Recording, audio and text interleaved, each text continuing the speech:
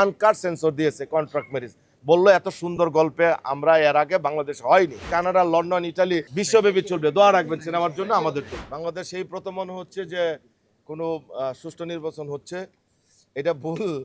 আসলে এর আগে হয়েছে, বাট আজকের পরিবেশ এবং যেভাবে ভোটাররা আগ্রহ নিয়ে ভোট দিচ্ছে, এটা আসলে শিল্পী সমিতির জন্য একটা বিশাল পাওয়া। শিল্পীরা হচ্ছে মনে করেন তাদের আত্মসম্মান বোধ অনেক বেশি, শিল্পীদের, প্রত্যেকটা শিল্পীদের, এটা সবাই জানে। শিল্পীরা কি চায়? শিল্পীরা চায় কাজ, কাজের বাইরে তাদের কোনো চাহিদা নেই। হ্যাঁ, যেটা লেনদেনের কথা বললেন সেটা হচ্ছে দূরের থেকে যেসব শিল্পীরা এসছে ভোট দিতে, সাভার থেকে, গাজীপুর থেকে, তাদের আমরা একটা কনভিন্স দিয়েছি। দ্যাটস এনাফ, এর বাইরে কিছু না।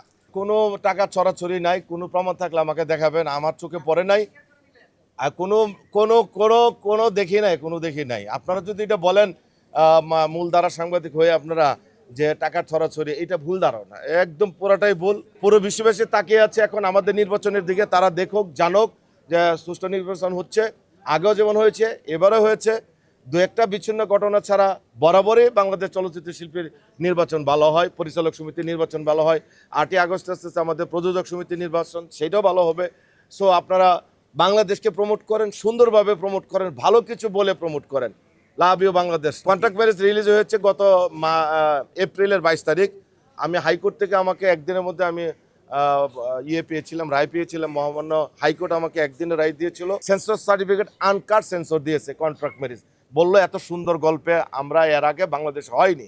চিত্রনায়িকা মৌসুমী, আপনাদের আমার পছন্দের প্রিয়দর্শনী, এবং উনি গল্প পড়ে দেখে বুঝেই শিডিউল দিয়েছেন এবং ভালো অভিনয় করেছেন।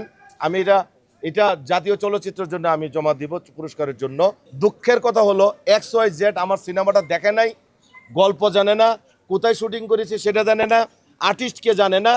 তারা অর্থ এবং স্বার্থের জন্য নাটক বলে চালিয়ে দিয়ে আমার ক্ষতি করেছে।